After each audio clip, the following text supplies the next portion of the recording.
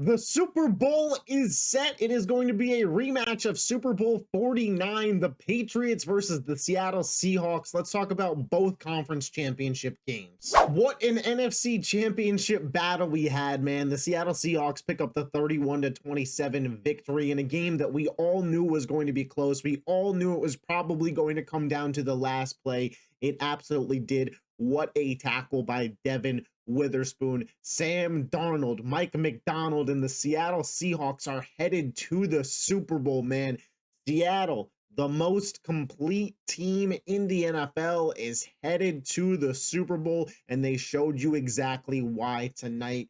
All three phases. That defense has absolutely been ferocious all year. Mike McDonald is a defensive guru. That 4th and goal play for the Rams, the disguise coverage, 7 in the box, 9 back in coverage. Matt Stafford didn't know it was coming. There was nobody to throw to. Seattle's defense held strong, and that ultimately was the play that decided the game. You had guys going crazy all night, especially in the secondary. Devin Witherspoon, an all-pro caliber player by any measure. Tariq Woolen probably has the game of his career tonight, keeping up stride for stride with Puka Nacua on seemingly every single spot that he was with him, aside from that touchdown right after the taunting. But it ultimately didn't end up mattering. Nick Amanawari, the rookie out of South Carolina, he was a beast. The defensive line, Byron Murphy, Leonard Williams, DeMarcus Lawrence, they were all just absolute dudes in this particular contest. Then you go ahead to the offensive side of the ball. Two-dimensional offense, even without Zach Charbonnet. Ken Walker was a force in the run game. Same for George Holwani, and of course, Sam Darnold. The biggest question mark, the biggest story coming into this game. Would Sam Darnold be able to perform in the clutch against a team that he has struggled against in the past? The biggest game of his career, and he was excellent. He was absolutely excellent in this contest. Sam Darnold, 25 of 36. 346 passing yards, 3 touchdowns, no picks, a 127.8 passer rating. There was not any more you could have asked out of this man. He absolutely diced this defense. Jackson Smith and Jigba, the likely offensive player of the year, 10 for 153 and a touchdown. How you doing? And of course, special teams, man. The Rams, it plagued them all year. And if it wasn't for a dropped punt by Xavier Smith, what could have happened in this football game? But that's why you got to be a complete football team. That's what Seattle showed tonight. The more complete football team won. Yes, LA had the flashy, the best offense in football this year with McVay and Stafford and Puka and Devontae and Kyron. But Seattle was the most complete team this year. And that's why they won this football game. That's why they won.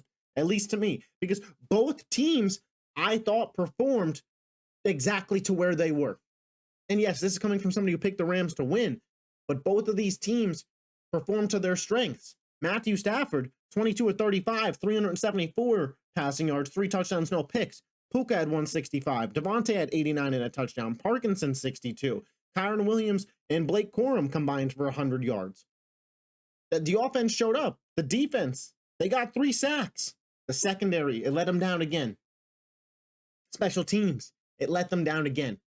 And Seattle is headed back to the Super Bowl. The Seattle Seahawks are headed to their 4th Super Bowl in franchise history. Haven't been in one since Super Bowl 49, which of course was the Patriots Malcolm Butler game. This was a fantastic football game, and Seattle absolutely deserves the win. They played their asses off. And like I said, the most complete team this year was the Seattle Seahawks. And they still got one more game to win. But man, they look like the best team in football. I kind of thought this NFC Championship had a lot of potential to be the Super Bowl. Seattle and the Rams were my 2 top teams for about, I don't know, since week 8-ish. Then you look at the Los Angeles Rams. Where do they go from here? For starters, is Matthew Stafford going to continue to play? Or is he done? I mean, that's obviously a massive spot in terms of fork in the road. Where are you headed? Does he give it one more year? Devontae's under contract another year.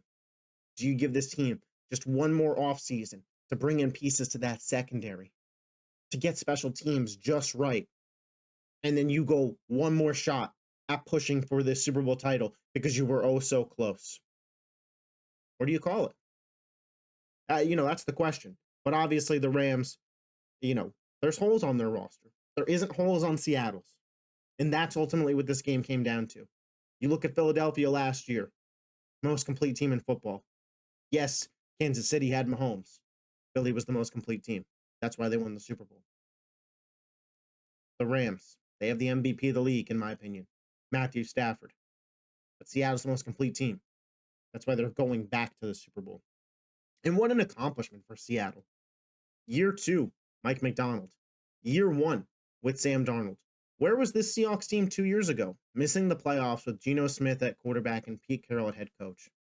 Spot that the Raiders are in right now. Look at how quick a turnaround can happen in the NFL. 2 years is all you need. Now you have to be good, obviously. Excellent GM, John Schneider, put together a hell of a roster. Drafted JSN, drafted Byron Murphy, drafted Devin Witherspoon, drafted Nick Manowari, signed Sam Darnold, paid him less money than Geno Smith's getting paid. Guy's an excellent GM. Mike Macdonald came in, made the defense in 2 years the number 1 defense in terms of points allowed, and you could argue the number 1 defense in football. It's them or Houston. But 17.2 points per game allowed this year? How you doing? Sam Darnold comes in alongside Clint Kubiak, takes that offense to the next level. Seattle, it's the most complete roster, but it's also the most complete coaching staff in front office in football. And they turned it around in 2 seasons. That's very impressive. It can be just that quick. That's why I love the NFL, man. Look at the 2 teams in the Super Bowl. New England and Seattle. Both turned around in 2 years. This game was excellent. This game, there were a couple of questionable moments, I thought, in the play-by-play. For starters, the opening first quarter of this game was all Seattle. The Rams got held to that field goal, but opening drive, for the Rams, 3 plays, 7 yards, a minute 27, and then Seattle just marches down the field. Rashid Shaheed, another big play in a playoff game, that 50-yarder. Then the Rams respond. They get a 13-10 lead, but right before the end of the half, in 34 seconds, 6 plays, 74 yards, just explosive, that offense. JSN absolutely cooked in that first half. He had over 100 receiving yards. He really was the hero for Seattle in that first half. Sam Darnold ultimately carried that offense into the second half and won them the game, but JSN was really, really big. Obviously, you had that punt that was muffed. It was 17-13 at that point coming out of the half, and Xavier Smith muffs it. And then all of a sudden, Seattle, 1 play, Jake Bobo touchdown, threw up 24-13. And from that moment on, it kind of felt like the Rams don't need a miracle. But the Rams, they go and score a touchdown. They make it 20-24. Seattle scores a touchdown, 20-31. They're answering. They're trading blows. Oh, boom, the Rams back, another touchdown, 27-31. It was 26-31. The Rams absolutely should have gone for 2, said it at the time. Why not get down a field goal? Because on the downs that you lost, you could have tied the game. Yes, hindsight's 2020, but you're either down by 4 or down by 5. Nothing changes there. It's still 2 field goals or it's still a full touchdown. The decision not to go for 2. I was on McVay last week about some of his coaching decisions, and I'm going to stay on him here. He should have absolutely gone for 2 there. There's no reason not to. And ultimately, I feel like that decision may have cost them the game. Some questionable penalties throughout, but ultimately, man, I think we got the right winner. And even though I picked the Rams, I thought Seattle showed up better today, and I thought Seattle showed why that they are the more complete roster in football. And they're headed to Super Bowl 60, and they're likely going to be heavy favorites in there. And they just took down one MVP candidate in Matthew Stafford. Can they take down another in Drake Maye? And then we had the AFC Championship, man, a good old-fashioned terrible weather 10-7 game, and the New England Patriots are headed back to the Super Bowl, man. We finally get the Chiefs out of the Super Bowl, and somehow, some way, even without Tom Brady, we're back to the Patriots in Drake Maye's second season as the quarterback of the New England Patriots, and as Mike Vrabel's first season as head coach of this team. they are headed to the Super Bowl. Funny stat for y'all, Mike Vrabel has more, or the Patriots have more wins since December 21st, since the Titans do since firing Mike Vrabel. Hey man, weird stat of the day, but when it comes to this particular game, New England, I felt like had a little bit more wiggle room in this game going into it, just based on the quarterback matchup of Drake Maye versus Jarrett Stidham. It felt like as long as New England took care of the football, they were likely going to win this game. And I thought you really saw that in the fourth quarter, man. New England's up 10-7. The weather's getting worse. Mike Vrabel and that offensive coaching staff just basically took kneel downs and were willing to punt every single possession in that fourth quarter. They were just trying to milk the clock to get out of this football game and move on.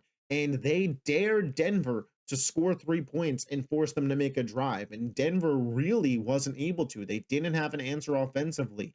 The defensive line of the New England Patriots completely eliminated the run game. RJ Harvey averaged 2.8 yards per carry today. So did Jaleel McLaughlin. Their running backs couldn't do anything today.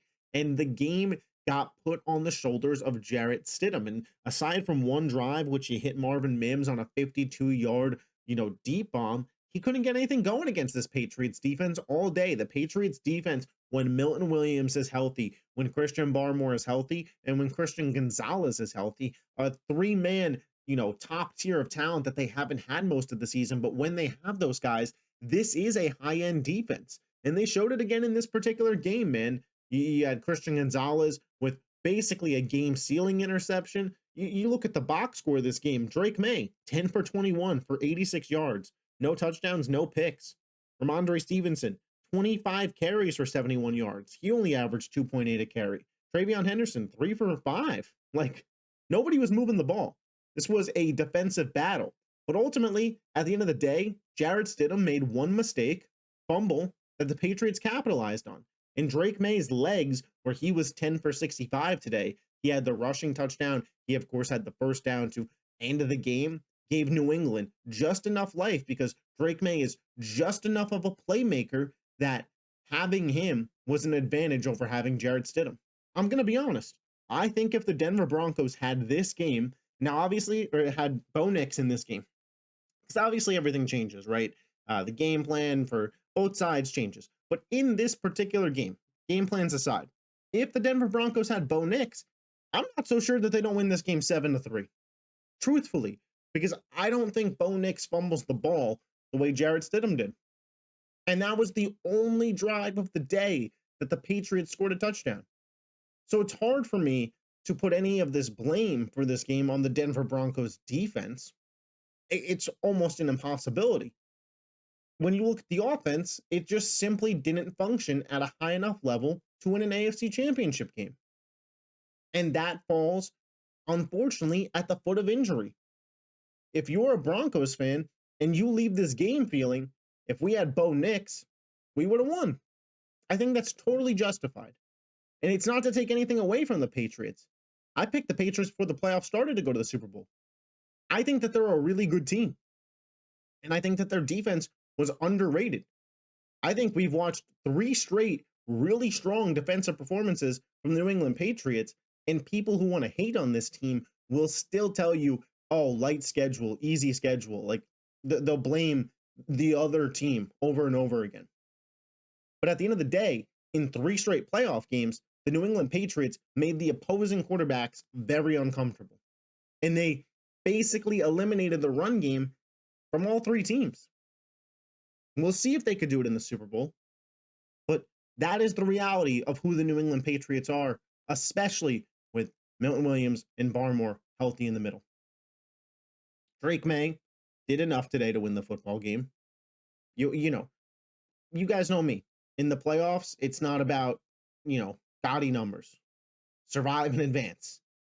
Well, when we talk about the regular season, we talk about Drake Maye as an MVP candidate. We know what he could do. In the playoffs, there is one goal: win. It doesn't matter how you win, you just get it done. Drake Maye got it done today. Matt Collins, he came back. He was pretty big, man. 2 for 51 in this game, which, hey, man, 2 for 51 was the leading receiver for the New England Patriots by quite a wide margin. You look at the defense for New England, and we want to give some love out. Obviously, like I mentioned, Christian Gonzalez, he had the sack, he had a pass deflection, he had an interception, probably the team MVP. Christian Ellis was really solid. He had a sack in this game as well. Um, you know, Chase Owen didn't have a sack, but he had 2 quarterback hits. I thought New England kind of understood the assignment, right? Get a lead and then dare Denver to make a play and dare Jared Stidham to make a play. And at the end of the day, they couldn't. And at the end of the day, the New England Patriots are headed to the Super Bowl. And this is a testament to this organization and what they have done.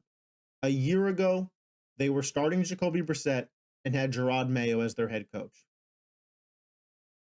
Now, we go into this season.